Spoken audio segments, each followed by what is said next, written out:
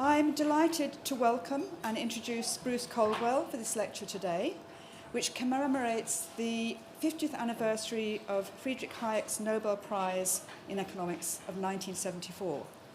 Hayek, who won the prize jointly with Swedish economist Gunnar Myrdal, taught here at the LSE from 1931 to 1950.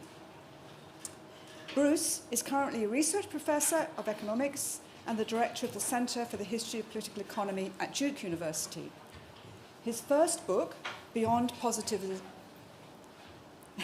you titled that specially for me to fall over it, Beyond Positivism, Economic Methodology in the 20th Century, explored the relationship between 20th century philosophy of science and the writings of economists on questions of economic methodology.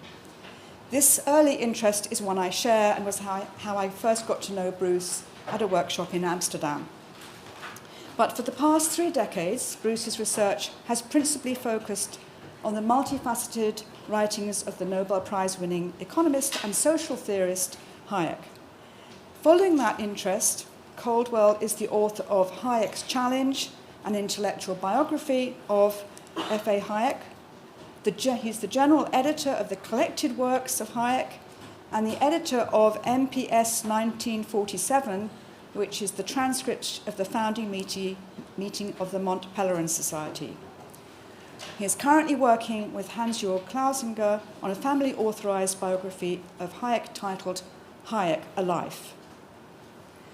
Bruce Caldwell has held research fellowships here at the LSE, at New York University, at Cambridge University, and at the Hoover Institution. He is past president and a distinguished fellow of both the History of Economic Society and the Southern Economic Association, and a life member of Clare Hall in Cambridge. Following Bruce's talk, there will be time for questions from the floor and from our online audience.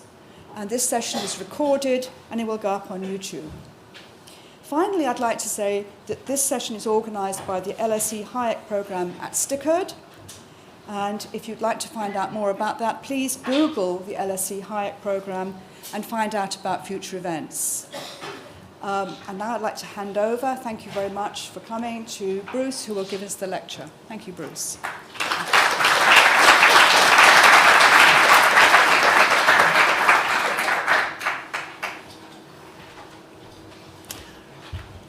Thank you so much, Mary, for that very generous introduction. And I'm here to talk about Hayek on the 50th anniversary of his receiving the Nobel Prize, jointly with the Swedish economist Gunnar Myrdal. And it's especially appropriate, as Mary had noted, that we celebrate that here, given his long relationship with the London School of Economics. And I'm new to doing PowerPoint, so you'll have to bear with me as I click or don't click through these slides. But let's see. Yeah. Yep, too many. There we go. Yep. Okay, so I wanted just to talk about some of the various things that Hayek did while he was here at the London School of Economics. As Mary has noted, he came here in 1931. He was initially a visiting professor. He then became the Tooke Professor of Economic Science and Statistics, a fairly strange combination to be associated perhaps with Hayek's later work in methodology in particular, which we'll talk about here. He joined Lionel Robbins' seminar, sometimes called the Grand Seminar, perhaps by Lionel Robbins. I'm not sure where it got that particular label. But Robbins ran it along with Arnold Plant, and when Hayek arrived, he became a person that also ran the seminar. But it was one of those wonderful gatherings of powerful intellects in the history of economics. I'm just going to run through some of the more prominent names, but the list goes much beyond this. And if we look at people who came and visited, traveling through London or came for just to give some special lectures, it would be much longer. So in addition to Robbins, Hayek, and Plant, there was John Hicks, Nicholas Kaldor, Abba Lerner, Ronald Coase, Aaron Director came for a time, Evan Durbin, Michael Koleski, Ludwig Lachmann, Tibor Skotowski, George Shackle, Brinley Thomas, and even for a time as a student, David Rockefeller. And Tibor Skotowski tells the story that Rockefeller showed up during the terms when they were talking about public finance, and apparently Robbins assigned him the topic of tax avoidance. Do a paper on tax avoidance, he said to Rockefeller. So obviously they got along.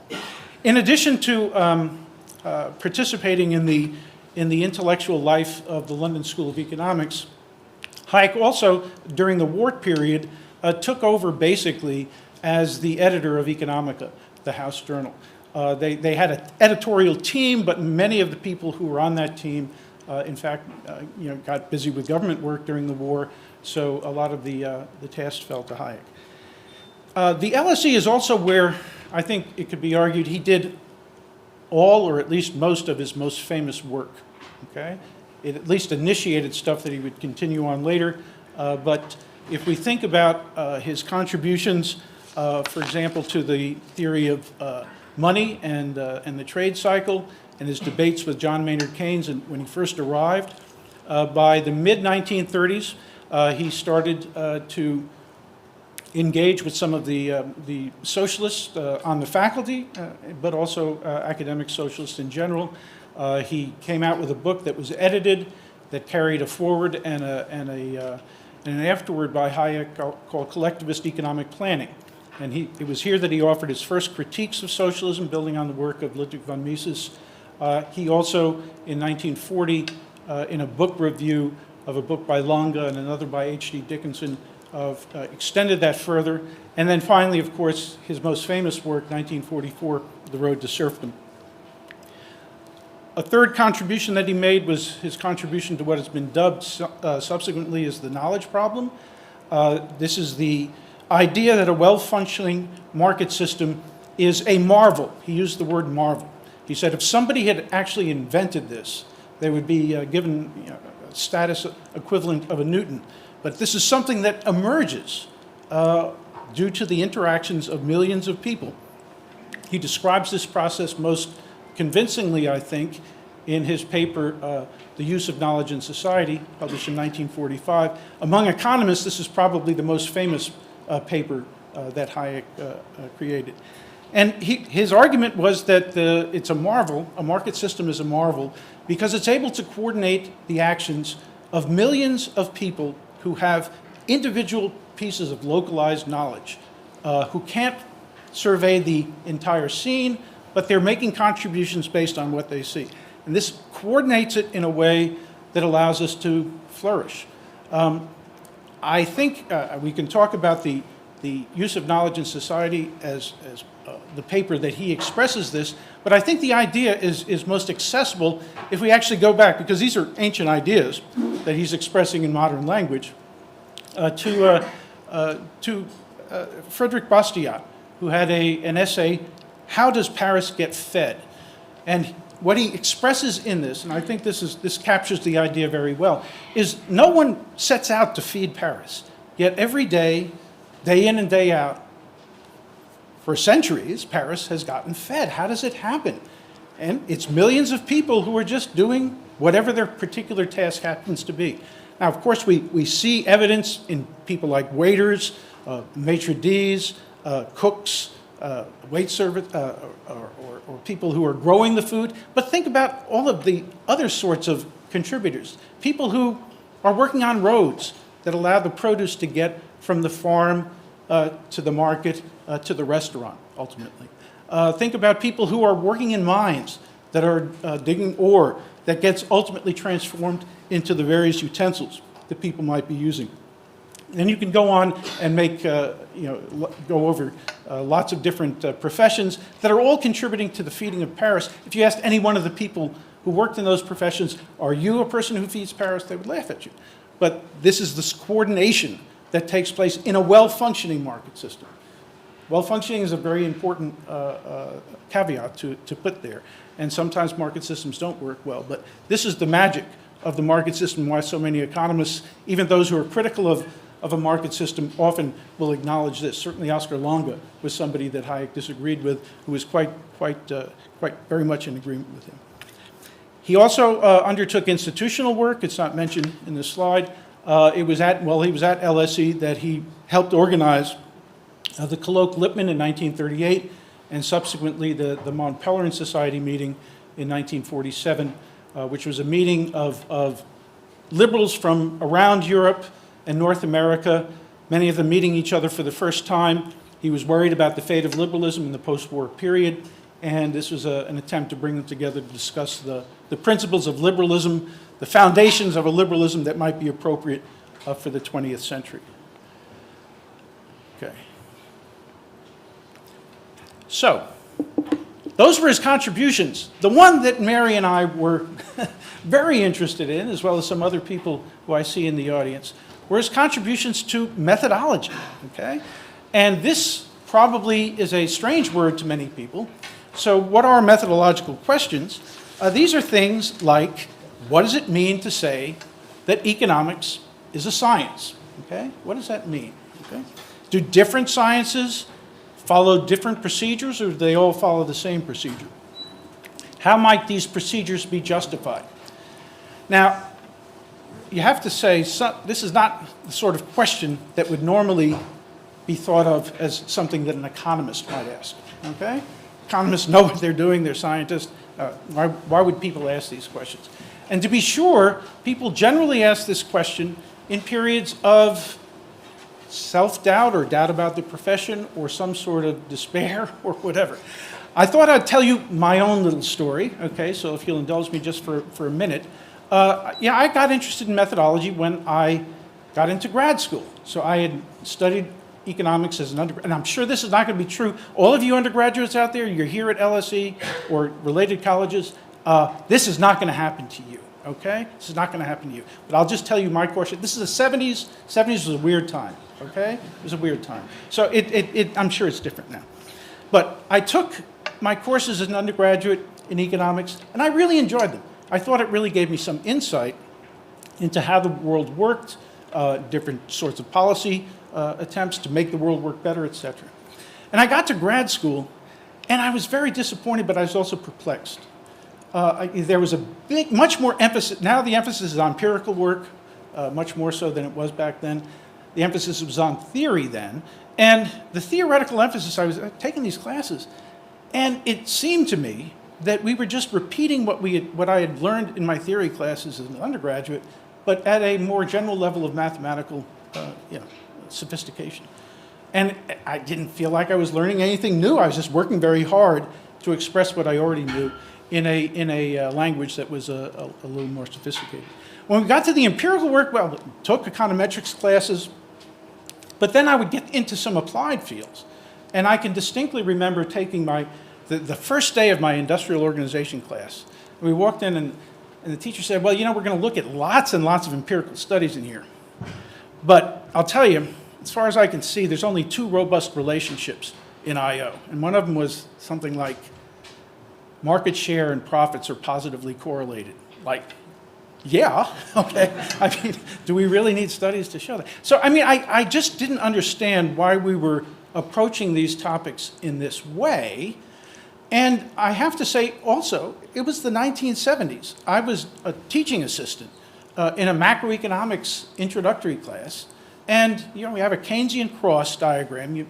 Students may not know this, but C plus I plus G is aggregate demand. And you have full employment, GNP or GDP marked, and there's a gap where you are now. But you calculate the multiplier, and it allows you to calculate the exact amount of aggregate demand to get to that point where you get to full employment GDP with low inflation or zero inflation in this model. And you're looking out at the world, and you've got inflation, and you've got growing unemployment. You've got stagflation. And, I'm teaching the students this stuff, and I'm saying, I don't really believe what's going on because it doesn't seem to match what's going on in the world. And, people would ask questions. So I would go to my professors and ask questions. I say, why are we doing science this way? What happened? remember showing a professor the Phillips curve saying, yeah, here's the dots on this long-term relationship between unemployment and inflation.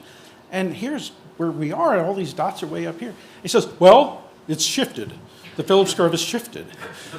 Why did it shift? Well, that was it.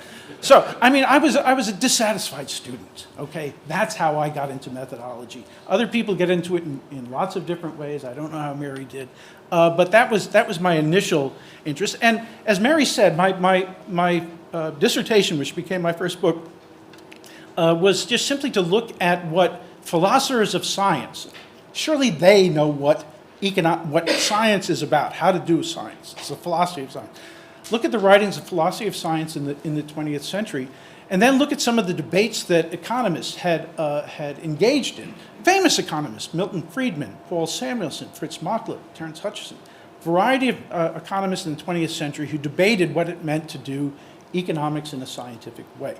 And what I saw was that, first of all, economists usually didn't talk much about it, but those who did talk about the specific methodology that they were purporting or supporting tended to invoke the philosophy of science known as logical positivism. More recently, kind of in the 50s and 60s, it would be logical empiricism, some sort of positivist doctrine. This was a particular vision of science that viewed science as something that was cumulatively progressive. You generate theories, you test the theories that survive this testing process. This is a gradual accumulation of knowledge. And the best theories are the ones, how do you judge the one theory that's better than another? They are better able to make predictions of the future, okay? Able to make better forecasts. And this was the general image of science when economists who I was reading in these debates were portraying. Now, it seemed to me that this didn't very well capture what I saw in economics, number one, but there was another bit. Among philosophers of science, positivist philosophy of science was dead. One of the early essays I read, which was from the 1970s by Patrick Suppes, famous philosopher of science, he said, the swan song for positivism. That was the title of his essay. So, in other words, economists, when they didn't care about methodology, when they talked about it, they were invoking a defunct philosophy of science that was actually designed with the physical sciences in mind. So to me, I didn't answer my questions, okay? I wasn't able to answer the question why economics looks the way it did. It did get me a book, though, and Nick Brealey, who is the person who was the acquisitions editor for Allen and Unwin, who accepted this book, is here tonight, so I'm very glad to be able to see his face after all these years. Okay, that's my personal story. Jesus Christ. Then I discovered Hayek's critique. Okay, so I wasn't led to Hayek from an ideological perspective. Hayek, when he was a college student, thought he was basically a Fabian socialist. I didn't even know the words Fabian socialist, but I thought of myself as kind of a standard left-winger back in the day. So it wasn't ideological, anything ideological that drew me to Hayek. I wanted to start to look at people who wrote about how to do science, economic science, from a perspective that was different from the mainstream perspective. So I looked at post-Keynesian writers, I looked at institutionalists, I looked at the Austrians, and I came upon Hayek. And Hayek challenged the whole idea that the positivist vision was an appropriate vision for a science like economics, okay? Being from Vienna, he actually knew about the people who first promoted logical positivism, okay? He was invited to be a member of the Vienna Circle. He turned him down. He didn't do it, but he was a member of the Mises Circle, the Mises Kreis, and they had a spy who was attending, so they knew what was going on in the Vienna Circle, but they didn't directly participate. So he knew about the development of these ideas. And his vision was that economics was a science, but that it's limited, okay? It faced limits. And as Mary said, my first book was called Hayek's Challenge, and the subtitle of that, its subtitle is Intellectual History of F.A. Hayek. That was the University of Chicago Press marketing people. They said, you can't use the title that you actually chose, okay? The book's not going to sell. The actual title was Hayek's Challenge, F.A. Hayek and the Limits of Social Science, okay? That was his message. It was a book about the methodology of economics. So, of course, when the book got reviewed, people would say, this isn't an intellectual biography of F.A. Hayek, this is about methodologies, methodological stuff. That's right. But I just want to clarify that in case you pick it up and wonder why it was that way. I want to thank LSE personally, because a lot of the work that I did on that book I accomplished while I was the Lockman Fellow at the Center for the Philosophy of Natural and Social Sciences here at LSE in the early 2000s. So I owe a great debt to LSE for giving me the time off to be able to complete that. Now, we know that these methodological issues, even if we haven't heard of them before tonight, must have been important to Hayek.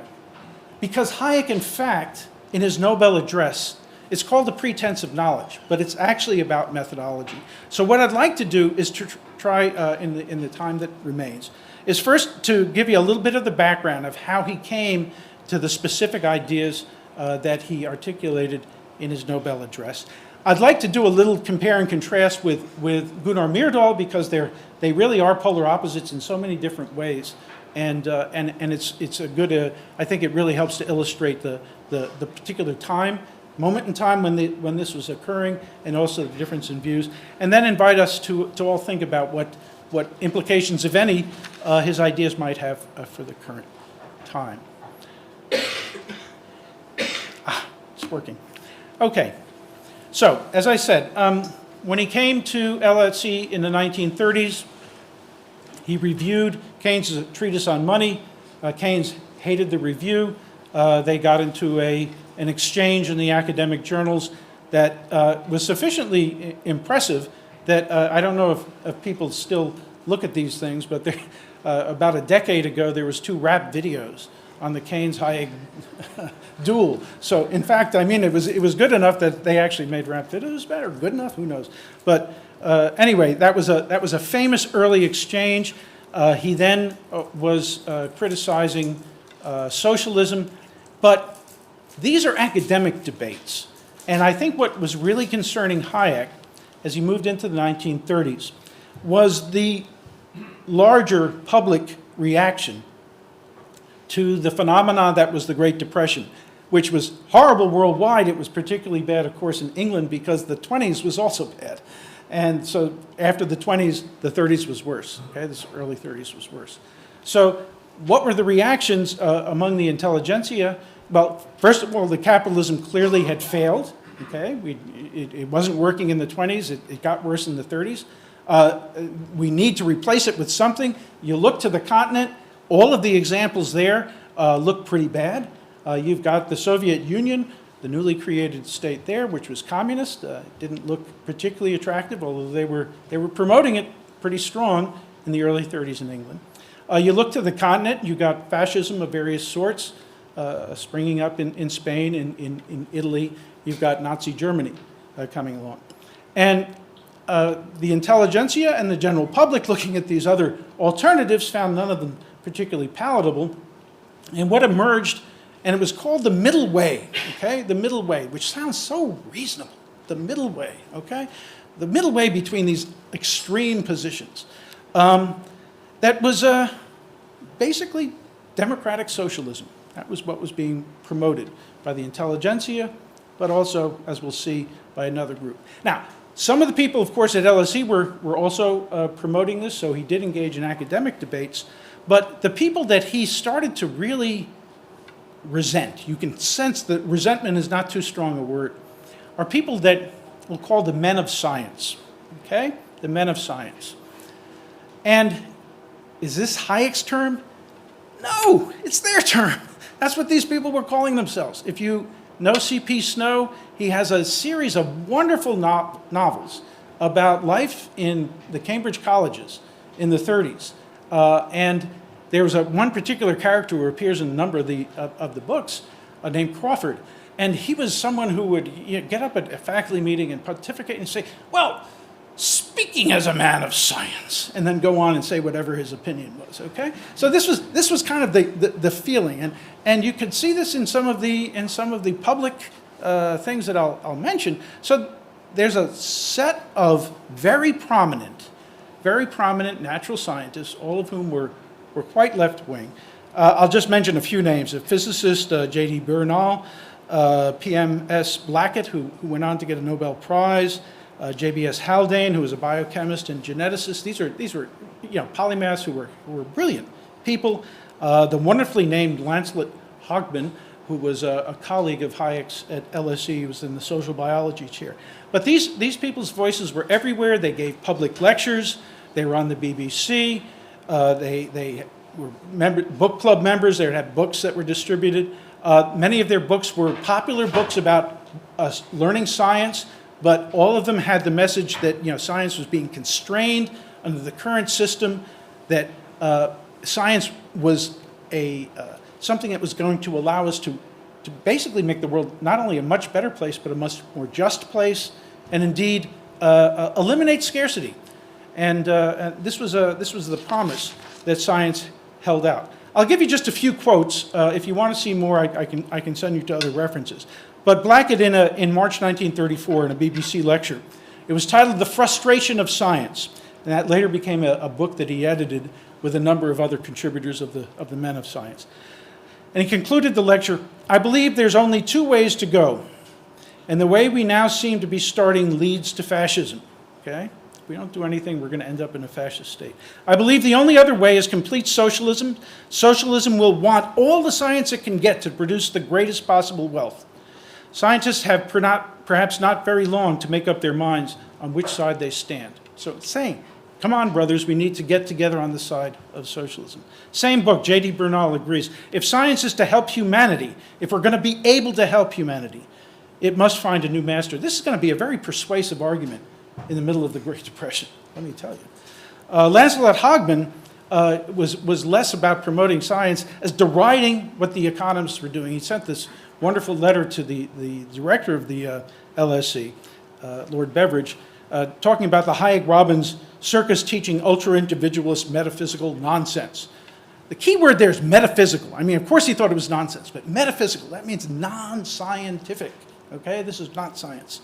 More generally, he gave a Conway lecture in which he said, "Economics as it's studied in our universities is the astrology of the machine age." Wonderful phrasing, wonderful phrasing. So economics is under attack by people outside of economics who are scientists, who are saying it's these people who believe in this system that we need to get rid of. So a couple of messages then: capitalism is not only immoral, it's inefficient, and it's anti-science. And we need to get to that. And economics, as it's currently taught, is underlined not science. Okay? Just trying to motivate why Hayek might be interested in such arcane sorts of things. There we go. Okay, he's Hayek. So he decides to write a 2-volume work. All right? This is going to be his great effort during the war. The first volume would explore the origin of the views that he disliked in the 19th century, starting in France, the École Polytechnique, moving to Germany, then moving to England, then moving to the United States, Comte, Saint-Simon, positivism, science, and socialism kind of being joined together in that early period, and then moving in various ways. And it would take different forms, this idea that you can control society and use science in some way to control society, that emerged in different places in very different forms. So in Germany, you've got conservative imperialists associated with Bismarck. If you look at England, it's Fabian socialists. If you look at the United States, you've got progressives. Very different politics, but all with a certain confidence that with the right finagling or fixing, we can make it so that science can create a much better world than the world that we're living in. And this is obviously, this has attracted everybody in the room. Why is Hayek resisting this? Now, he never finishes this abuse of reason project, this big, large project. He realizes it's probably not appropriate if he's trying to respond to this wave of enthusiasm. And instead turns to the road to serfdom. So that's what he publishes. It gives him his 15 minutes of fame. This becomes a very important book a very misunderstood book, I would argue. And in Q&A, we can talk about any of this stuff. We don't have to go back to methodology. But that's what has his attention. But he also publishes in the war years an essay called Scientism and the Study of Society. Okay? Scientism and the Study of Society. And this was meant to be an introduction to the larger work. He defined scientism as the slavish imitation of the method and language of science, a very prejudiced approach which, before it's considered its subject, claims to know what is the most appropriate way of investigating it. Okay? And he then draws a contrast in this essay between what he called the objectivism, the collectivism, and the historicism of the scientistic approach. These are the things that he dislikes: objectivism, collectivism, and historicism. He contrasts this with subjectivism, individualism, and a theoretical approach. And for those of you who study economics, what he's basically saying there is that this approach that economists are taking is the appropriate approach, that the critics, the men of science, are invoking these other things to criticize economics, and his claim is that actually the economics approach is the truly scientific one. So this is obviously, it's aimed at trying to respond to these arguments that he was hearing in the 1930s. Now, in the course of the text, Scientism and the Study of Society, he gives examples for the objectivist approach, behaviorism in psychology, which said the only way that only things that we can take into account in doing psychology is things that are observable. Okay, sociology and the work of Wesley Clare Mitchell and John Maynard Keynes would be examples of a collectivist approach. A German historical school would be the historical approach. So he had different groups and different examples. He's kind of blending these things all together. But the basic idea was these are all groups that are claiming that they are the real science.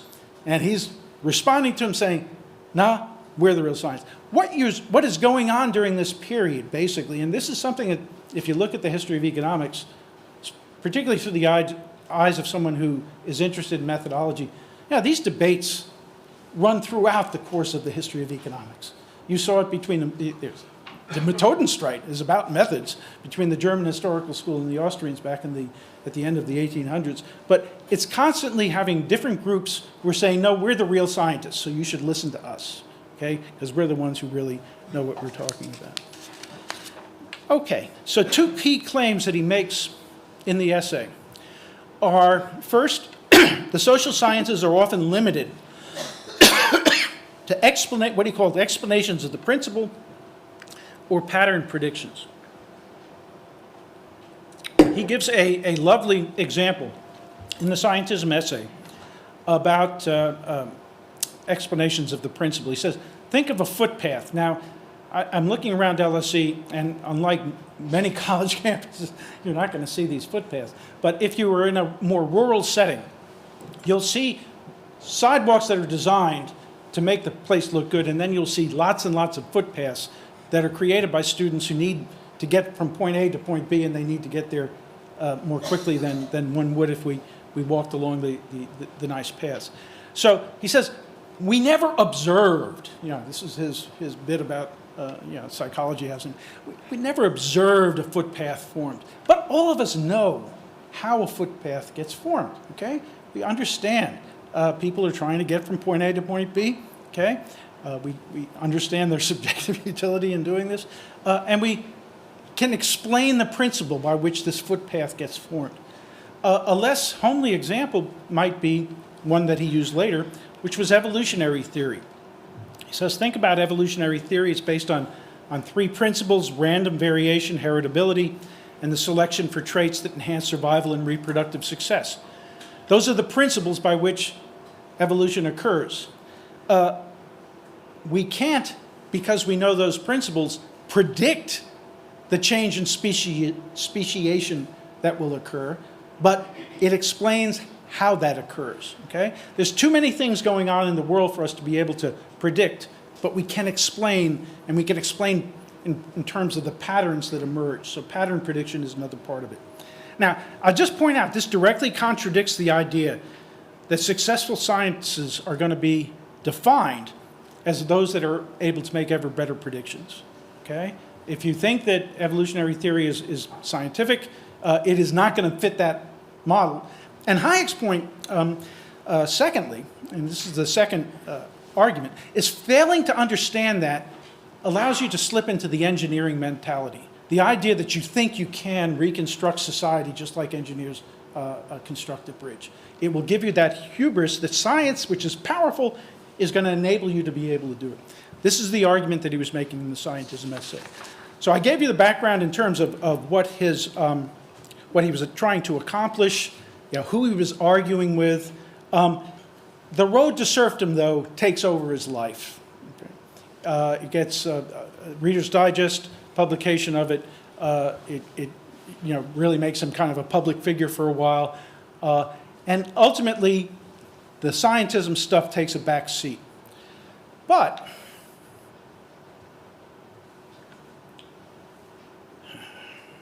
I'm so afraid to push it too hard or too many times. Jesus Christ.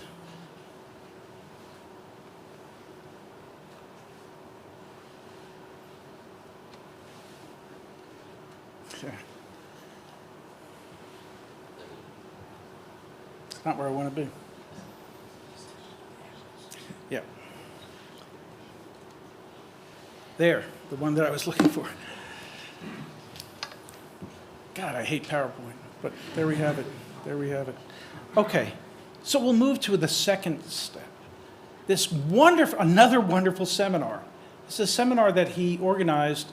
He moved to the University of Chicago in 1950 and immediately started reproducing some of the things that he had at LSE, and indeed that had occurred before he got to LSE in Vienna, was to organize the seminars. And he organized one in 52, 53 on scientific method and the study of society.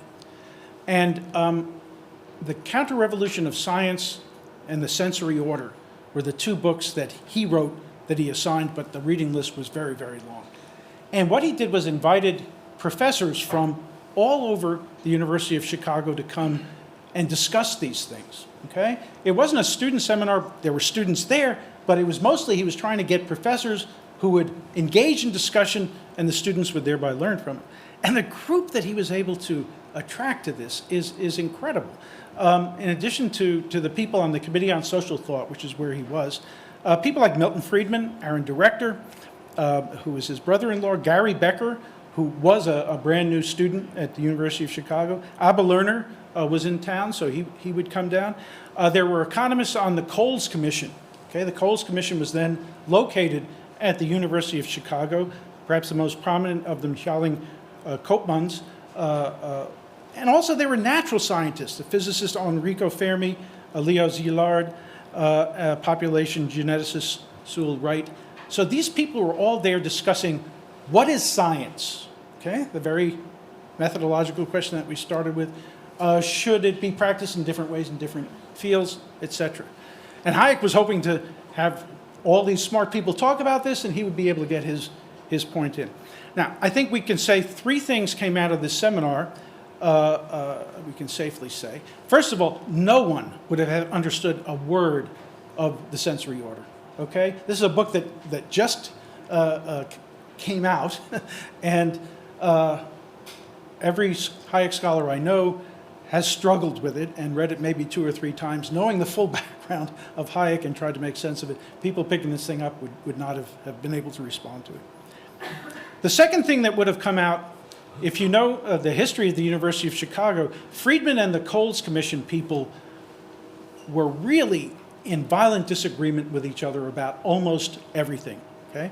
They were ideologically on different sides of the scale. So Friedman and his cohort, much more free market. The others were mostly European socialists who had come to Chicago. They had different theories. The Coles Commission people were much more enthusiastic about Keynesian theory.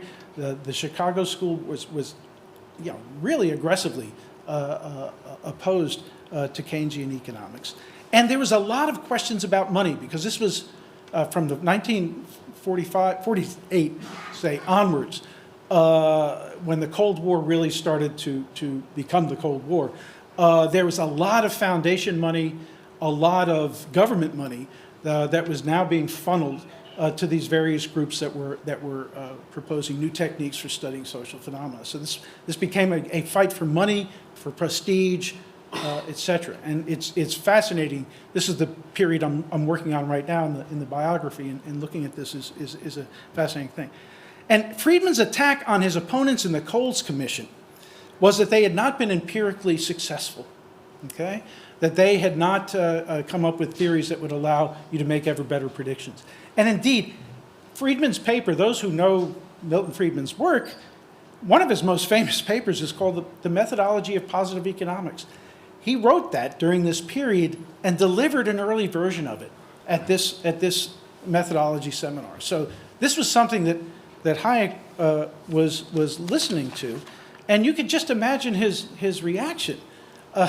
He just fought this battle in his own mind against the men of science. He'd organized this methodology seminar to promote his views, and what he saw was that not just people he disagreed with, but people he agreed with had the same image of science, that the way that you practice science in a way that is respectable is to come up with theories that make ever better predictions.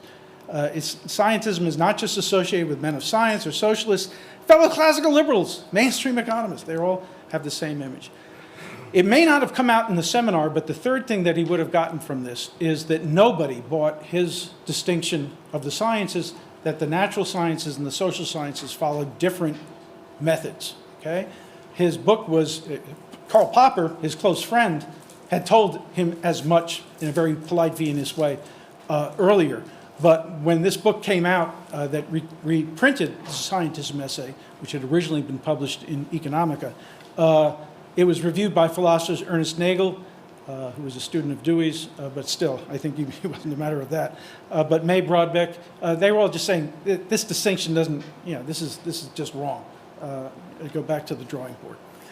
So being Hayek, he in fact did go back to the drawing board, and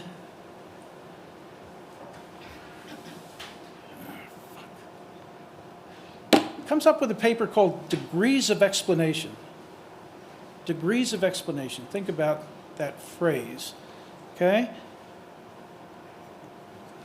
He writes this paper, won't go into a lot of the details about it, but he sends it off to Chester Bernard, who is the head of the former head of the Rockefeller Foundation, was by then head of the National Science Foundation. He sent it on to a guy named Warren Weaver, who was the director of the Division of Natural Sciences at the Rockefeller Foundation, who sent Hayek some comments and also Warren Weaver's own paper, Science and Complexity. And this, for Hayek, I think, was a light bulb sort of moment, because the distinction that Warren Weaver drew was not between natural science and social science, but sciences that study simple versus those that study complex phenomena. So Weaver's paper examined the development of science through time. It's kind of a historical account. He claimed that progress was first made in physics and other disciplines by solving two variable problems which studied simple phenomena. And you're able to make point predictions there. We can tell exactly when the lunar eclipse is going to occur. Around 1900, scientists began investigating phenomena of disorganized complexity, in which there's a large number of variables and their individual behaviors unknown.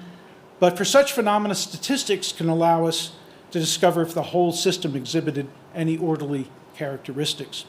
Then Weaver said the last frontier that was just then being reached was the study of phenomena of organized complexity.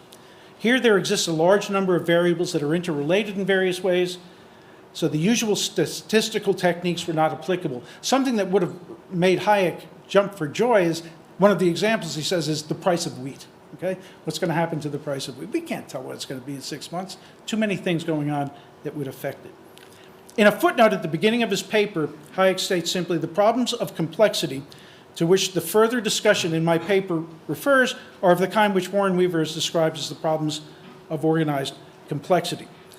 Now, another key point that he makes in his essay is that this is not just applicable to economics. There's a host of sciences that study phenomena of organized complexity, for which the positivist idea of making ever better predictions is a will-o'-the-wisp, just can't be done. He actually names them. He says not only evolutionary theory, mathematical biology, mathematical economics. He's thinking of general equilibrium theory. He was not anti-mathematics. He was appreciating how these sorts of things showed you the underlying structures that might be in play. Cybernetics, the theory of automata, general systems theory, perhaps also communication theory. Okay, now I don't know if you're going to be able to see this next one or read it, but this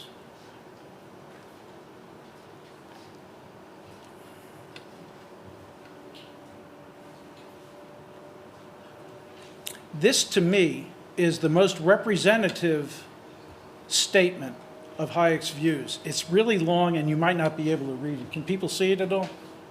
Yeah? Some can see it, okay? Those the hands that go up are towards the front. I'll just say that this go ahead and read through it. He's saying that if you're studying complex phenomena, it's going to be hard to disprove theories about the way these phenomena work. It's going to be hard to test them. There's not going to be crucial experiments that allows you to decide this theory's right and this theory's wrong.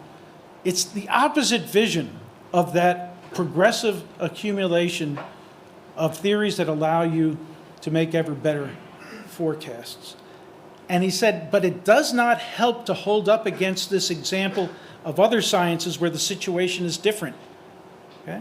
There's no basis for the contention that they're due to the immaturity of the sciences concerned to be a complete misunderstanding of the argument of the essay to think that this was something that was going to go away. This is not something that we're going to be able to fix when we get some better techniques put into place.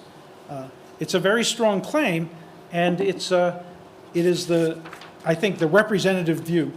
And if you're interested in this element of Hayek's work, I just recommend that you take a look at the essays that are collected in The Market and Other Orders. This is one of the volumes in the Hayek collected works.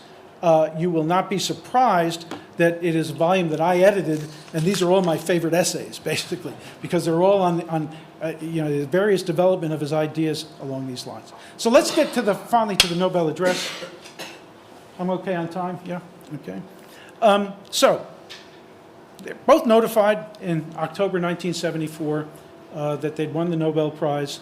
The citation said, for pioneering work, for both of them, in the theory of money and economic fluctuations and penetrating analysis of the interdependence of economic, social, and institutional phenomena. There was a backstory to Myrdal and Hayek. They didn't like each other, and they'd known each other for a long time and never liked each other.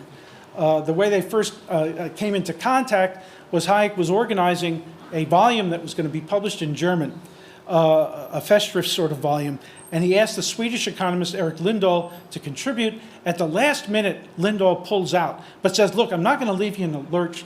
I've got this young guy here who has written an essay on monetary economics that can sub in. We'll translate it into German. They sent it to Hayek. He looked at it. He hated it. He didn't like it. But he felt obligated to publish it.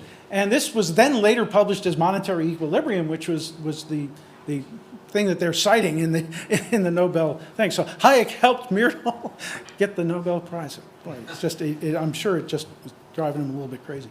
So they're very, very different. Very, very different in terms of their ideological views. This comes out very clearly in the New York Times after the Nobel was announced. They were both asked what would they do if about the current environment in which inflation was getting out of control. And listen to their answers. Myrdal says wage and price controls and gasoline rationing, because it was OPEC, so gasoline was one of the things that was really pushing prices up. Hayek said, temporary increase in unemployment. He's trying to sugarcoat it. Temporary increase in unemployment is what's necessary to bring down inflation. Okay? And of course, Myrdal's position was by far the much more popular one at the time, not only because generating unemployment is not ever going to be popular, but I mean the idea that wage price controls and rationing was the way to handle inflation. In the United States, Richard Nixon, in August 1971, imposed a 90-day wage price freeze, and then there was price controls that were in place for a number of years after that, selectively taken off as time went on. So it's, I think, important that, again, at that moment in time, he thought there was a crisis that demanded a look at methodology. So his title of his paper was the paper that he gives as his Nobel address is The Pretense of Knowledge. But his original idea was actually, no. Okay. Oh, that's right. Okay. His original idea was to call it the dangers of the scientistic error. Okay? That's an awkward title. But he also, in a letter, later said, yeah, I was thinking about doing that because it would be a more forthright title, but he was afraid that some overeager copy editor would see the word scientistic and change it to scientific. So he was afraid he would be doubly misunderstood. So he ends up calling it The Pretense of Knowledge. And he really is pretty aggressive approach. Right in his toast that is given the day before his lecture, he's already saying he's worried about the Nobel conferring this aura of expertise on economists to make pronouncements that may go beyond their areas of study and set them up as experts that he was worried about. So you can see his toast there. I mean, the salient sentence, I would say, there's no reason why a man who has made a distinctive contribution to economic science should be omnicompetent on all problems of society, as the press tends to treat him, till in the end he may himself be persuaded to believe. So he's worried about the aura of expertise that this could confer, this sort of prize could confer. So what does he say in his address? He starts out by saying, well, we're in quite a mess. He says, the problem we now face that I have to mention at first is accelerating inflation, which it must be admitted has been brought about by policies which the majority of economists recommended or even urged governments to pursue. As a profession, we have made a mess of things. This is him being polite. He feels that the rest of the profession has made a mess of things. Now, where did this mess come from? He said, well, we followed this particular model and never mentions the word Keynes. But he talks about demand management, so it's clearly a Keynesian model. And the reason that this is such an attractive model to us is that it talks about aggregate data, and that this is attractive to us because it makes us feel that this is truly scientific. Unemployment rates, inflation rates, growth rates, etc. And that we can manipulate them in a way that will allow us to solve a problem that we might be facing. So his view was that this was the wrong model, but that we were attracted to this sort of model because it was something that allowed us to talk about data in a very obvious way. He says, if you think about my understanding of how a market system works, it's really based on the individual decisions of millions of people interacting in markets. You don't really have that kind of data there. As we said, we're not going to know the price of wheat in 6 months. You do have data, but it's this individualized data that's not aggregatable and able to be manipulated.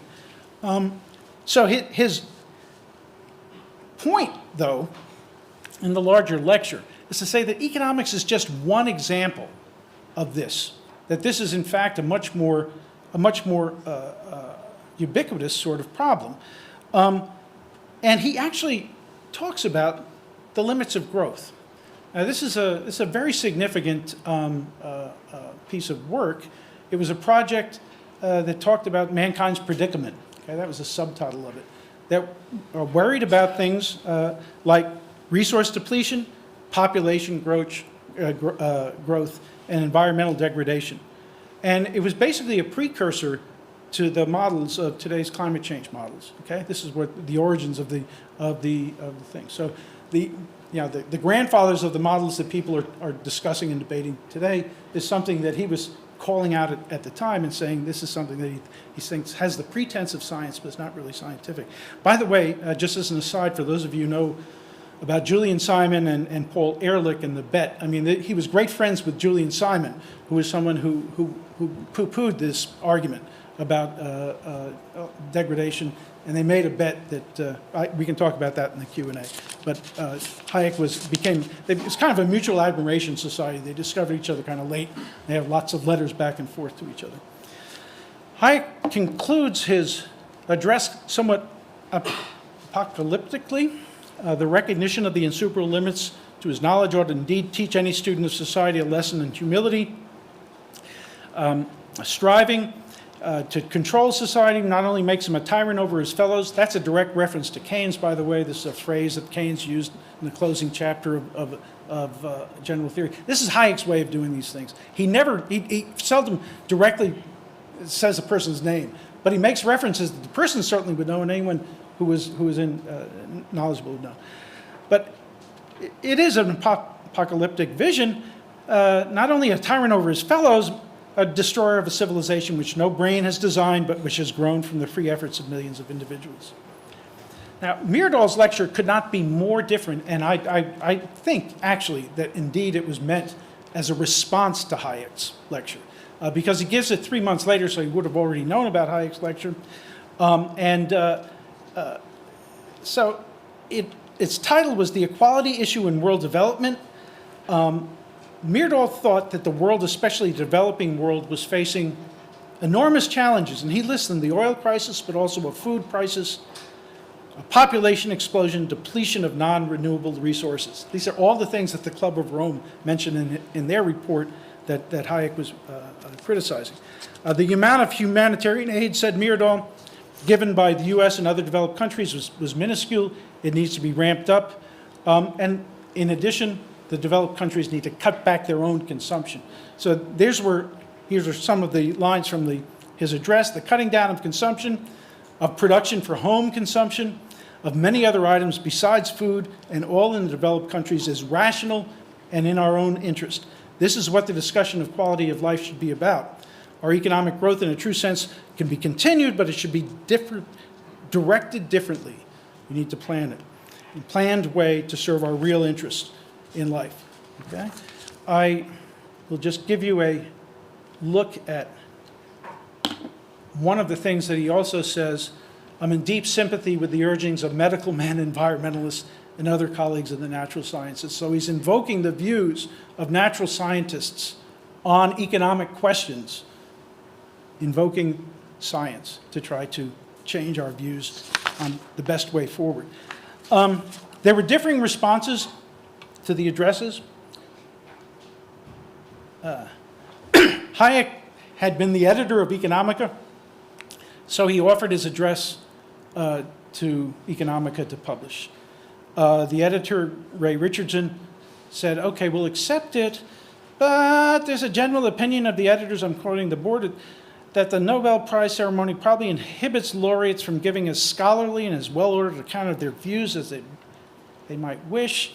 And then they recommended 5 points for him to revise the paper. Okay, so they want him to revise his Nobel address so that it would be acceptable for publication in Economica. This is a black, I think, a black mark on the editorship at that particular moment in time.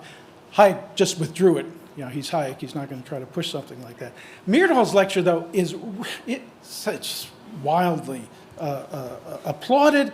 Alfred Kastner, a Nobel laureate in physics, sent out a circular letter to his fellow laureates, asking them to read and to meditate upon Myrdal's lecture, reminding them of their responsibility to use their public prestige to help make things go in the right direction and prevent the misuse of science. So you've got that whole discourse again about what is science and whose side is science on. Hayek sent a telegram to Kastner saying he disagreed, as you could imagine. Okay, so let's conclude. What conclusions to draw from what Hayek said, and we can think about whether we believe it or not. Certainly, his major point is that economics is a science, okay, but it's one that studies complex phenomena. Because it studies complex phenomena, we can do with it much less in terms of reshaping society in ways that we think are better. So, what sort of implications here? Certainly, economists are often asked by the public to make forecasts about the future. about this complex thing called the economy. And it's not something that we're very good at. And all economists know that. Some economists make their living by selling forecasts, so they, of course, are not going to publicize it. But basically, if you actually could forecast, why would you tell anyone about it? You just go out and invest yourself. You know, you'd make the money yourself. Now, this is a well-known shortcoming. Shortcoming if we think of the positivist view of what a science should be. But it's long-standing. Fritz Machlup, who was a colleague of Hayek's, had a wonderful, he was always making jokes. I sat in on his class for a while when I was at NYU. He said, his definition of a good economist is someone who can tell you today why his forecast yesterday about tomorrow was wrong, okay? Can explain where it went wrong. And this is consistent with Hayek's idea of economists making pattern predictions or explanations of principle. If you think about your demand and supply stuff that you do in Econ 101, you have the determinants of demand, you have the determinants of supply. You know in principle that these are the things that are going to affect the determination of the final price. It's just that you can't forecast where it's going to be. You make a pattern prediction, but not make the forecast. So I think it makes sense of things that everyday economists understand. He also thought it would be difficult adjudicating among theories that explain complex phenomena. And we see that today. I mean, economists, it's not like we have settled in on a particular worldview about which way, the kind of debates that Myrdal was having with Hayek are very similar to debates that are taking place today between those people who might advocate a more growth-oriented approach to those who might advocate a more redistributive approach to making a society a better place. And the arguments always seem to miss each other in terms of the debates. And I think it's because you're studying something as complex as the complex adaptive system that is the market system. His message is also that it's dangerous if the public comes to expect that economists can do more because the public's going to get disappointed, and then you're going to start getting kind of crank policy recommendations springing up. Actually, here I'm going to invoke a saying of Henry Simons, who was a University of Chicago professor. And this is something he had on his syllabus, his basically Econ 101 syllabus. Academic economics is primarily useful to both the student and to the political leader as a prophylactic against popular fallacies. That the major use of economics is to keep you from really undertaking policies that may sound good that end up being destructive and perhaps counterintuitive or counterproductive. Finally, I'll just mention the metaphor of the gardener. This is something that he introduces, which is kind of a strange metaphor, but what he was trying to claim was that if you think of yourself as a gardener, you're trying to set up a situation in which plants can flourish, individual plants can flourish. You try to have an environment in which people can use their own knowledge, if they're not plants, but people, to be able to accomplish their goals. It's a very liberal message. He obviously was a defender of classical liberalism, so this is where he was coming from and using it. He does offer another final metaphor in his address in 1981 at the London School of Economics. This is my last comment. He gave an address in 1981, and he wanted to change metaphors again. And the metaphor that he wanted economists to start to embrace was a metaphor of a stream rather than of equilibrium. Now, Mary has written a wonderful book, The World and the Model. And in the final chapter of that book, she says the two things that really define economics are equilibrium and maximizing. So here he is challenging one of the two fundamental ideas that involve economics. That was Hayek. So thank you for your patience. I may have gone over a little bit. I hope not, but I'm done.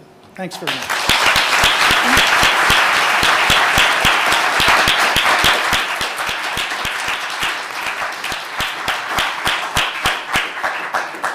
So thank you, Bruce. That was a wonderful lecture, filling in all sorts of things I didn't know about Hayek, so I really put it together in a different way. So thank you very much. That was really great. And it raises the question for me, and I hope you've all got questions ready because I'm about to send people with microphones around there. But it does raise the question for me about the Nobel Prize Committee, who were purposely choosing people who disagreed Or do you think there was a split committee and they were arguing against each other? I've often wondered really what happens in those kinds of spaces. And should I repeat the question? Is that what people do? Or you might just, you have a mic there too. So yeah, no, I think, yeah, I've got a mic here and I've got a thumbs up there. Okay. But, for those of you who are thinking up your questions, I've got mics, we've got mics here, and I'll be sending them out. We'll start over there when you've thought about this one. So how did the Nobel Prize Committee end up giving it jointly to two people who disagreed so much? And it's a great question. The deliberations of the Nobel Prize Committee are not public. They're very secretive. This is something that Myrdal complained about a couple of years later after Friedman got the Nobel Prize, and he thought, well, this is just outrageous. And he was appalled and all the rest. So he was wondering about how it happened, but there was no way to find out. Now, certainly, Myrdal was somebody who I think within Sweden was known as, if the Swedish committee is going to give the prize to a Swede, it should be him. Yeah. Okay? So he knew that, and I think that the people who were on the committee probably also thought, yeah, he does want it pretty bad. Maybe we should give it to him, and maybe we'll just make it a little sweeter for us. So this is complete conjecture. I have no idea. These are secret, but these in the various comments that I've heard about why this choice might have been made, that's the one that actually kind of makes the most sense to me. Might possibly been, knowing colleagues, but maybe other people have other. You're shaking your head. Maybe you think a different reason. Maybe. Okay. All right. Okay. So there's a person here with that. Yeah. Here. Yeah.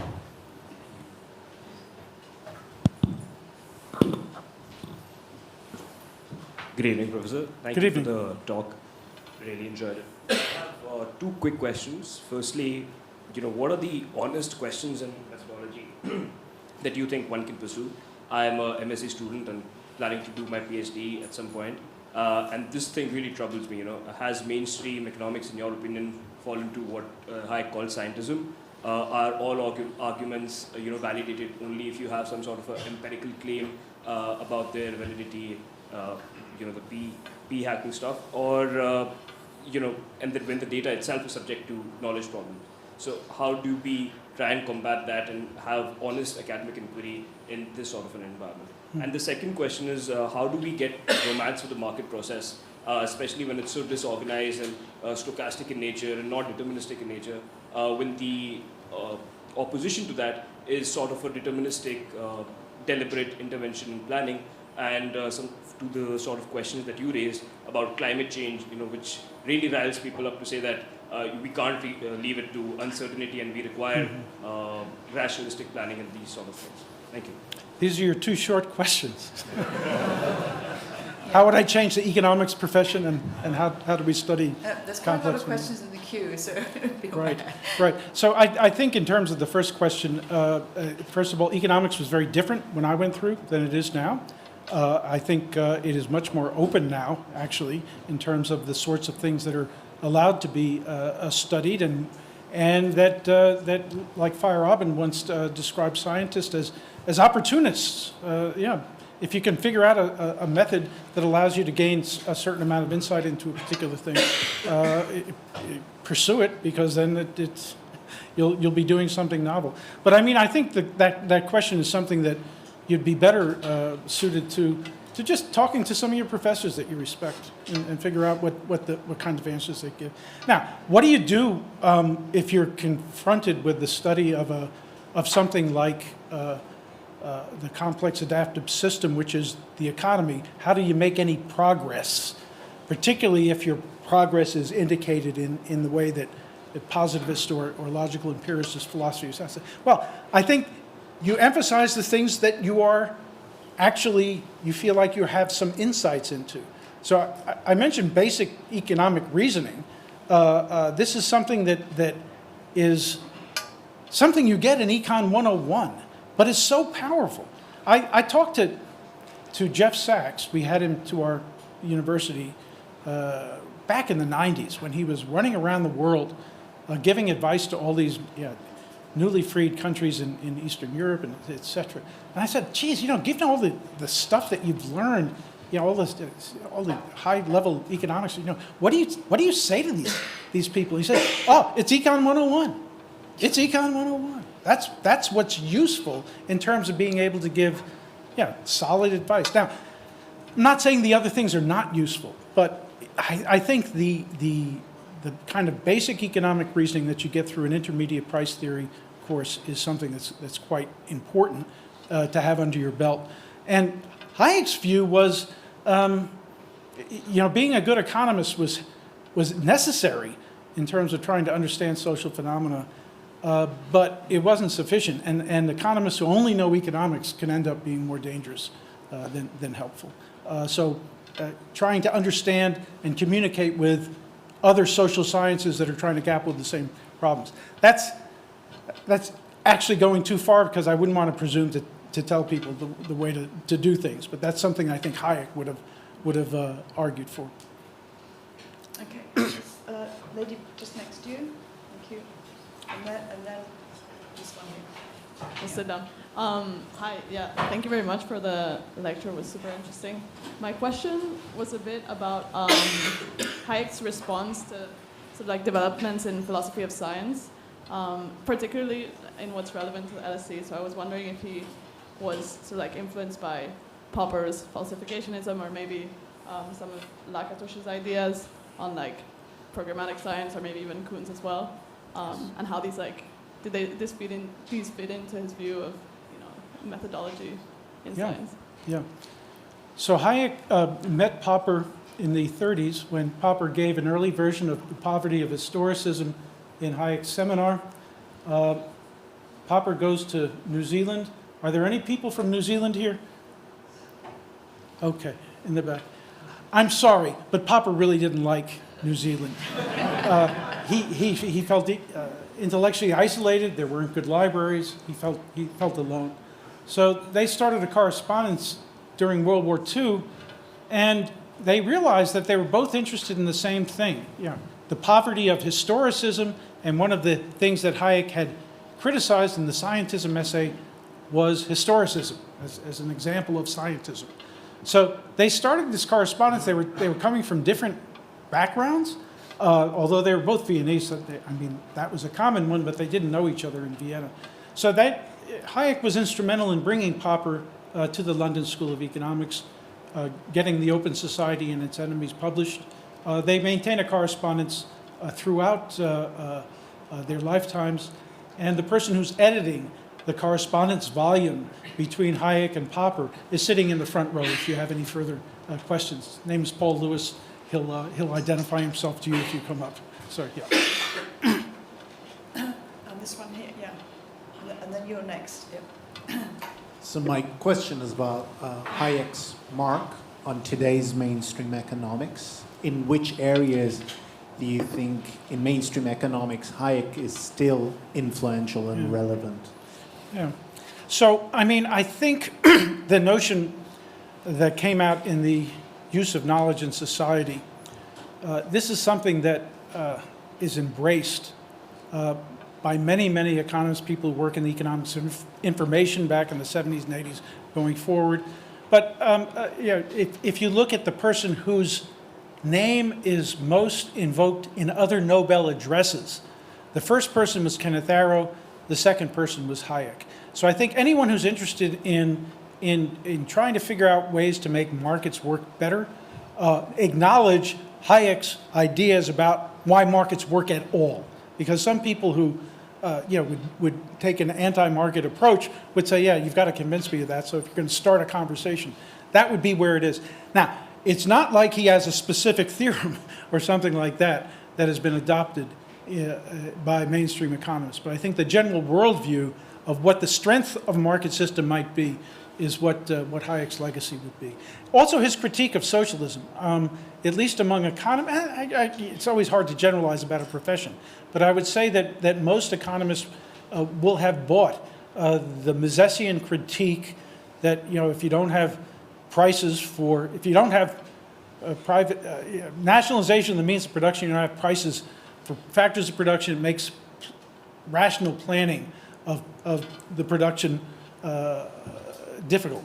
And I think that's a basic insight that people like Oscar Lange, the reason he's a market socialist, is he said, they're right. So we've got to figure out a way to make socialism work in a way that's not this kind of central planning. So.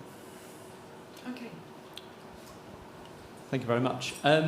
Wonderful lecture. Thank you so much, Professor Caldwell. What I'm interested in is less academic, but it's more a case of where do you think Hayek had the most impact outside academia? Was it in the ideas of innovation, of entrepreneurialism? Was it in science, psychology, philosophy, or indeed in politics? Where do you think he was most impactful? That's a great question. Now, I see Hayek as part of a stream. I don't know if it's Pete Boettke is someone who talks about mainline versus mainstream economics, and he defines mainstream as whatever's going on right now. And that will change, just as I said, my training in the 70s versus the way economics in grad school is taught today is quite different. And that is going to be changing through time.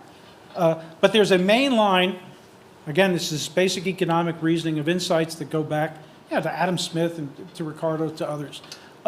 And he is part of that stream. So rather than looking at Hayek himself, I would say, take a look at that larger stream of ideas. And I think there are people who disagree severely with each and every aspect of that vision.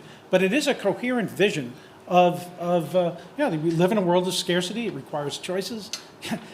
Choices have opportunity costs and trade-offs. You have to make these, particularly if all resources are fully employed. If you want more of one thing, you have to have less of the other. You want to push against that by encouraging growth. So what sorts of things allow that growth to occur? Specialization, increasing human capital and physical capital, increasing population, and allowing these things to freely flow across borders. These are all ideas that they were promoting that each and every one of them, as you know, following the politics of any country, have been challenged vociferously. But it is a consistent view of the world and how to make the world better. And I think that was something that they were working towards.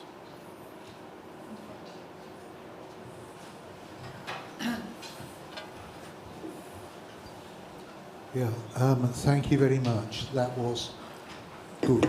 I have passed through this institution in a variety of ways over quite a lot of years.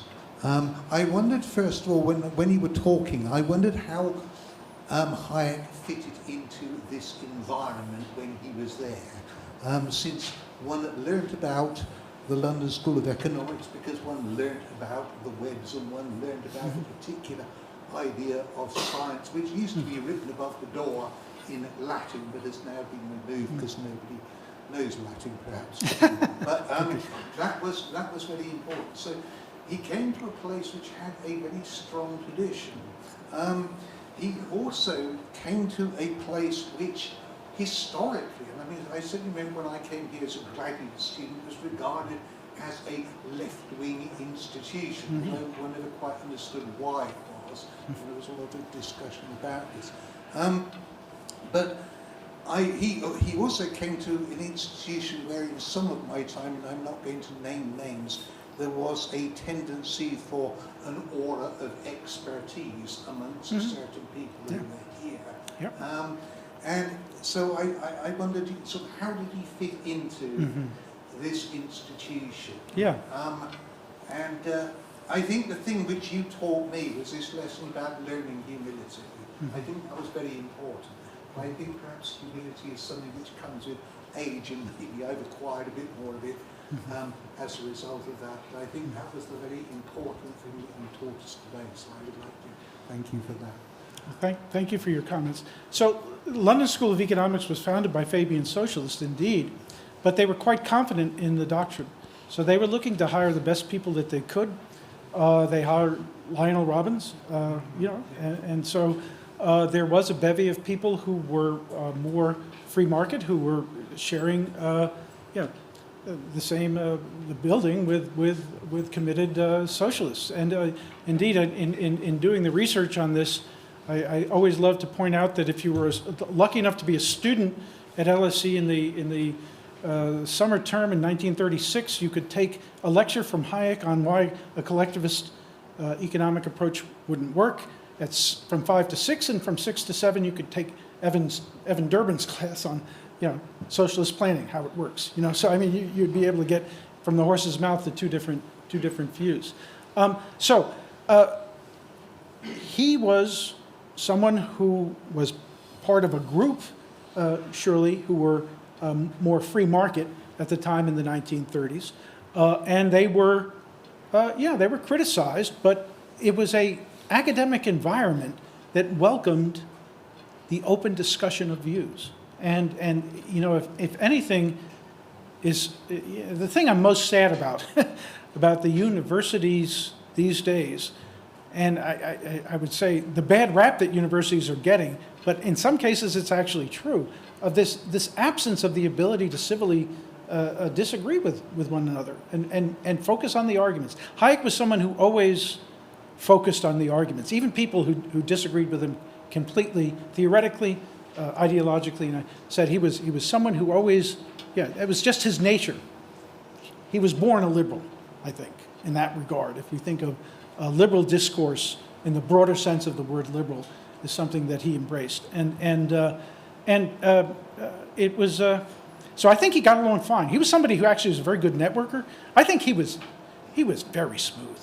I think people would try to take care of him. He wasn't bumbling. He wasn't that, but he was somebody who would, okay, we'll make sure things go well for him. He never. Of course, Robbins was somebody who took over a lot of academic administration, but Hayek was so happy to let someone else do that kind of stuff. So he was, this was something that you can see all this stuff in the correspondence. I've actually working on the biography has been a wonderful a journey for me, because I for the first 3/4 of my academic life, it's all about ideas, and now I'm learning much more about the person, and it's actually quite interesting to try to put those two dimensions together. Thank you. Right, should we go online and see what you have there? All right, so there is a question from online. I think it's Professor Theo Papayan, I hope I'm pronouncing his name correctly. To what extent Hayek's work on the sensory order was influenced by Ernst Mach's anti-metaphysical theory of sensations, and also how relevant is Hayek's theory of complexity in the era of AI? I was thinking the AI question would be the first one, because of course it's what's on everyone's mind. But the sensory order, it started out as an essay, a student essay that Hayek wrote and never published at the University of Vienna when he was there in 1920-21.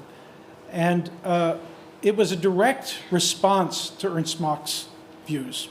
So Mach was one of the people that he was criticizing. His vision of how brains work was much more relational rather than point-to-point, repeatable over each time. I know already I'm not doing a very good job of explaining Hayek's views, because, as I said, I had to read it 3 times to get a sense of it. But it is a critique of the sort of Machian views that were just expressed there. Now, I don't know is the answer that I would give about the impact of AI on all these questions. Certainly, the way that I would anticipate the question to have been asked is, now that we've got AI, would Hayek's critique about the knowledge problem as being a barrier to a socialist setup not be refuted? And I think, we don't know, but my speculation would be that it's not going to make that difference. I talked to a person who was in AI, and he said it's really good at aggregating what we already know. Now, what about generative AI? I don't know. What does generative AI really do? Is it really going to generate novelty of the sort that you get when you have interactions of humans trying to sell each other stuff? I don't know. But it certainly seems like what we've got now doesn't come close to duplicating what occurs in the market system, which is all sorts of emergent phenomena. But when you say generative, that sounds like emergent, so I'm not sure. And I'm sure there's people in this room who would be far more sophisticated than me to ask this question about. I'm stuck in the 1950s right now, working with Hayek at the University of Chicago, working with Frank Knight and all sorts of strange people. Thank you. Yeah, just behind Brian, this gentleman with the glasses. Thank you. Thank you, Professor.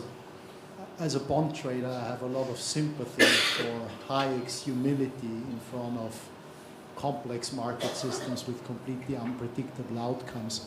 But your lecture left me wondering what Hayek saw as the main practical contribution or value of economics as a science. Mm-hmm. So obviously, a lot of arguments of what it shouldn't be or what it couldn't be, like, you know, improving, constructing social systems that work better or making predictions. Was it about the plumbing of market infrastructure that you really thought that economics can add value if you have an... I think when I said you need to be more than an economist, the book that I would recommend is The Constitution of Liberty. Because, when Hayek came out with The Road to Serfdom, some people hated it, but some people who liked it and some people who hated it said, okay, good critique of socialism, but what's your preferred setup? What would you like in its place? This is something that Keynes, who liked The Road to Serfdom very much, said to him. And I think you can read The Constitution of Liberty, the book that he wrote while he was at the University of Chicago, published in 1960, is an attempt to do that. Now, it's a liberal vision of a good society, okay? Walter Lippmann's, the Lippmann colloque was on Walter Lippmann's book, The Good Society. This is Hayek's attempt to describe it. And he describes a set of political institutions that would allow a protected sphere of individual activity. You give the power of coercion to the state, but you try to limit the state through various political setups. Just the standard things you'd learn in a intro poly theory or poli-sci course. You have government where you have executive separation of powers between executive, legislative, and judicial. You have judicial review. You might have a bicameral legislature. These are various sorts of institutions, but he also talked about the importance of the rule of law, the idea that all laws should be enforced equally. And this, if you take that and together with his ideas about the market system, where you think a lot of it is saying, don't pursue policies that infringe on these sorts of things. And one way of getting the power of some of these things that he's talking about is that if you look at horrible state outcomes in Zimbabwe, for example, or in Venezuela, it is the systematic dismantling of these various things that he was arguing for that allows those sorts of situations to occur. It's almost like, let's do the opposite of everything that he's saying that we recommend, and you end up with those sorts of outcomes. I should also point out that he wants the price system to work, which means that prices need to be allowed to adjust. And many, many policies have to do with price fixing at their base. They're saying either we're trying to support this group, so we're going to not let the prices fall, or this group needs help, so we're not going to let these prices rise. And this interferes with the price system working in a way that produces good outcomes. It's still going to keep working, but it does send signals that are not as good. So, I mean, I think his lessons are both what not to do, but he does have a vision of a society that he thinks might be a good one as well. Okay, I'm going to take the final two questions together, here and one in the front, and then I'm afraid we have to call it a day. So you'll take these two together and you can decide how much you want to say. Okay. Okay, thank you, for the chance. I wanted to ask before maybe 10 years, more than 10 years ago, I studied economic. I found not too complex, but after 10 years, I found the word, economic word, more and more long. And the theoretical and the theory also is more and more complex. I'm afraid I didn't really understand the question. And I also want to ask them, if a possible, the economical not come too simple, like our life. If we want to happy, we don't think too much. If we think too much, we will not unhappy. If we simple, if we think simple, maybe we will happy. But I found now we study economical and theoretical is more and more complex. I think, and the word is more and more long. If for students, for us students study, it's very difficult. Even have the possible to become simple in the future, because all the what time is endless. The theoretical and the Yeah, I think we're not quite getting Yeah. what your question is. Maybe yeah. if So someone I could summarize like it, that If would be... anyone the could curtain, summarise it yeah. briefly, then we could probably get an but answer. Finish. Otherwise, this is the final one that I need here. Why don't we move to the next one? Or is, yeah. Sorry, we haven't. And perhaps we can talk after the talk, one-on-one, because I was having a hard time hearing your question, so perhaps we can discuss it after the... Yeah. If one if we have the possible, if sorry, the not to. We're on a time constraint here, so maybe we can just pick this one up afterwards, and we'll have this as the last question. Yeah. Okay. Okay. Thank you. In his Economics of Knowledge, Hayek argues that there is nothing within the pure logic of choice, pure economic theory, that can account for a tendency toward equilibrium or planned coordination. And so this must be an empirical element, as you have noted. In an article, Professor Kirchner has criticized this position by stating that it only applies to the Robinson conception of allocative choice and not to the Misesian actor. What are your thoughts on this criticism? So the question was about economics and knowledge, and this is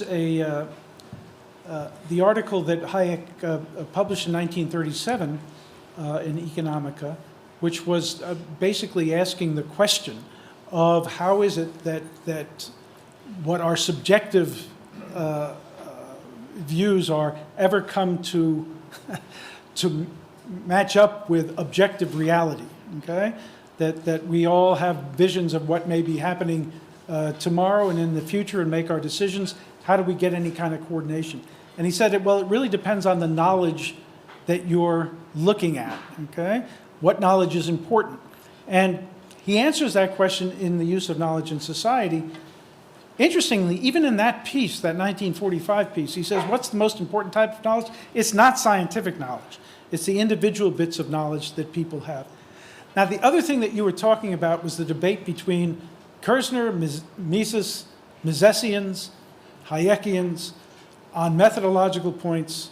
You know, was Hayek a Misesian? Was he not a Misesian? This has a long, long history. And I just don't think this is the right place to go into that long history. I will simply say that I think that Hayek disagreed with von Mises, but also was somebody who was so good that Mises forgave him in a way that Mises never forgives anybody who disagrees with it. So, I mean, I think it's a great question, but maybe it's one for a smaller group.